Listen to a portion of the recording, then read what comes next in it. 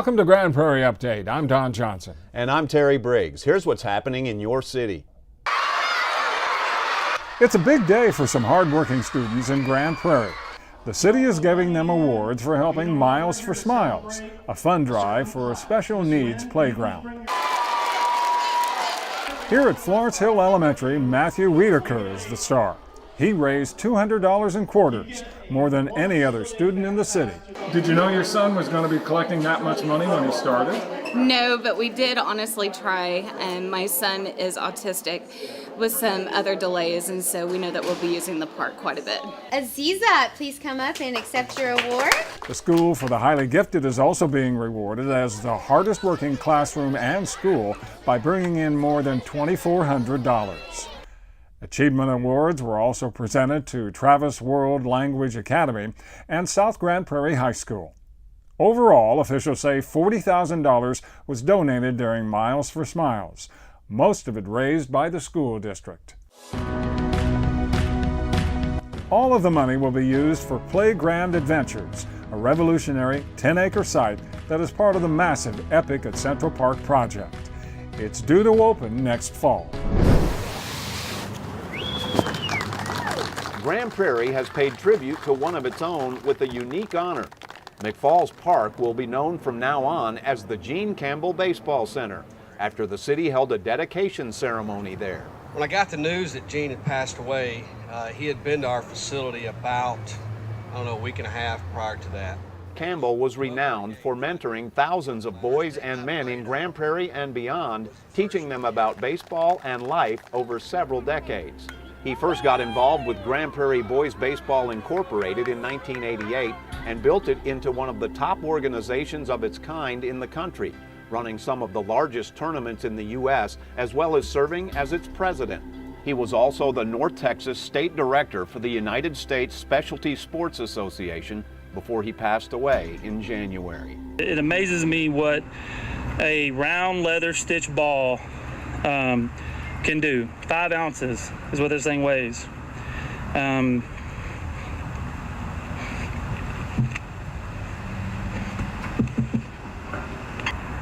It teaches teamwork, discipline, and brings people together of every race, color, and age. He just loved the game. He loved the kids. He loved coaching them. He loved teaching them the fundamentals. And I think he would be proud, but at the same time, he'd be very humble from what they've done with the naming the park after him. Ready? The family is carrying on his legacy through the Gene Campbell Sports Foundation, which is working with the city to start a low to no cost baseball league. Mighty, mighty left foot. Grand Prairie Police are parking their squad cars and pounding the pavement as part of the 5th annual GPTV Memorial Run. The run is dedicated to Patrolman Lyndon F. King, who was killed by a suspected drunk driver in 1982, and Sergeant Gregory L. Hunter, who was shot to death as he investigated a suspicious vehicle in 2004. We're out here to grow closer and appreciate each other because we never know when one of us may be lost. So never take a day for granted, never take each other for granted, and let's honor the memories of these heroes. The run starts at the parking lot where Sergeant Hunter died. It ends 7.5 miles later near the scene of Officer King's death. Thank all of you guys for running today in honor of our 2 officers. It is an honor for me, and I'm very humbled, as well as Lyndon would be. For us, it's extremely important that Greg's memory is, remembered, as well as Officer King. And every time we turn around, you are there. The fire department is there in what we do, and your support to us, is so appreciated. More than 3 dozen sworn officers and cadets ran in this year's event.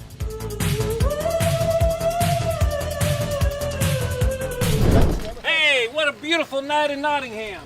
Another early evening bike ride led by Grand Prairie Mayor Ron Jensen means a scenic tour of the city's north side. It's the 6th Cyclin' with the Mayor event of the year, which includes a visit to the neighborhoods of Nottingham and the picturesque trails in and around Mike Lewis Park. This is the second to last ride of the year for the series that the mayor started as part of the Get Fit GP Community Wellness Initiative. The rides cover anywhere from 5 to 6 miles and are set at a casual pace to encourage mingling along the way. Best shot ever. Yeah. Evening. What a great ride.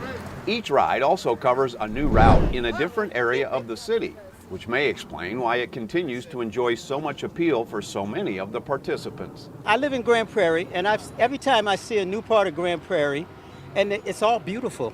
It really is quite nice. That I just didn't know it was all Grand Prairie. And the rides are a nice, leisurely pace, and the camaraderie, it's nice. It's a lot of fun.